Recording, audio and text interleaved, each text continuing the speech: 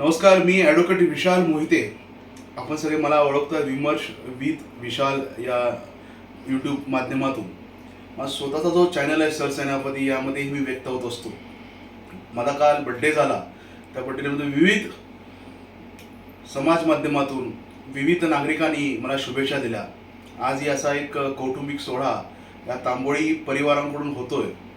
आमच्या ज्या मॅडम आहेत त्या शहनाज तांबोळी मॅडम, आमचे जावेद सर आणि त्यांचा मुलगा या ठिकाणी आलेला आहे आणि शुभेच्छा देण्यासाठी आलेला आहे. खरोखर एक सुसंस्कृत घराणं. आणि मॅडमबद्दल काय सांगायचं की कायम त्यांनी अन्यायाविरुद्ध एक चांगला आवाज उठवलेला आहे. आणि अशा स्त्रीप्रधान भूमिका घेणारी, पण स्त्री ही शिक्षित पाहिजे.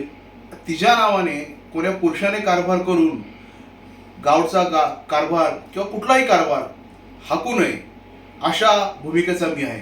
मी जेव्हा पहिल्यांदा मॅडमला भेटलो, मॅडम अतिशय चांगल्या कर्तव्यदक्ष आहेत, वेल एज्युकेटेड आहेत. शिक्षिका म्हणूनही त्यांनी एक चांगलं काम केलेलं आहे आणि अन्यायाविरुद्ध कायम लढत राहिलेलं आहे. अशा धाडसी स्त्रियांची खरी गरज या कडेगाव तालुक्याला असेल, इथल्या लोकांना असेल, इथल्या मतदारसंघातील लोकांना आहे.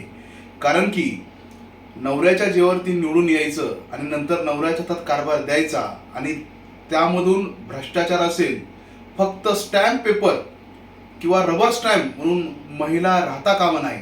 खरोखर महिलांचं धोरण जे शासनाने आणलेलं आहे ते महिलांनी पुढं यावं, चांगलं काम करावं.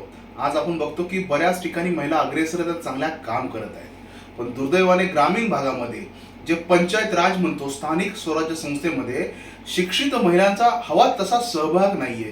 तो सहभाग कमी आहे. पण तो सहभाग आगामी काळात वाढवला पाहिजे की ज्या स्त्रिया शिक्षित आहेत त्यांनी पुढं आलं पाहिजे. गावगाडाचा कारभार त्यांनी हाकला पाहिजे, डोळसपणे हाकला पाहिजे. त्यामुळे आज या तांबोळी परिवारांना मी शुभेच्छा देतो. आमच्या सिन्हाताई कायम यामध्ये ॲक्टिव्ह असतातच आणि अन्यायाची बुलंद तोफ आहे. आमचे त्याबद्दल जावेद भाई आहेत, त्यांना कायम सहकार्य करत असतात या गोष्टीसाठी. घरचा पाठिंबाही महत्त्वाचा असतो. त्यांनाही आवड आहे जावेद भाईंना की अन्यायाविरोधात जर कोण लढत असेल तर ते कायम सपोर्टिव्ह भूमिकेत आणि चांगल्या भूमिकेत असतात. आणि हे कुटुंब हे अन्यायाविरुद्ध संघर्ष करणारं लढणार कुटुंब. आणि हे कुटुंब आमच्या कडेगाव तालुक्यातील अंबक गावामधलं आहे. आणि फार कमी लोक अशी असतात जी व्यवस्थेविरोधात लढतात, अन्यायाविरोधात लढतात, व्यवस्थेला चॅलेंज करतात. त्या व्यवस्थेकडे किती पैसा आहे, ती व्यवस्था किती बलवान आहे हे न राहता सत्याच्या पाठीत ठामपणे भूमिका राहणारे तांबोळ परिवार आहे. त्यांनी या ठिकाणी आले, माझा वाढदिवस साजरा केला. मला मनापासून आनंद या गोष्टीचा झाला आणि त्यांनी खरोखरच एक आदरयुक्त सन्मान केला. त्याबद्दल मी त्यांचा नक्कीच आभार व्यक्त करतो.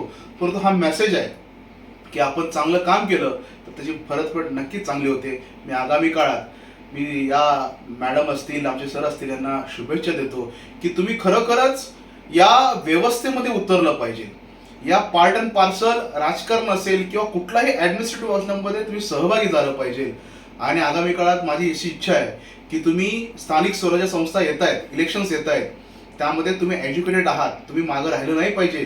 डॉक्टर बाबासाहेब आंबेडकर असतील, त्यांनी आपल्याला जे अधिकार दिलेत, स्त्रियांनाही त्यांनी चांगले मूलभूत अधिकार दिलेत.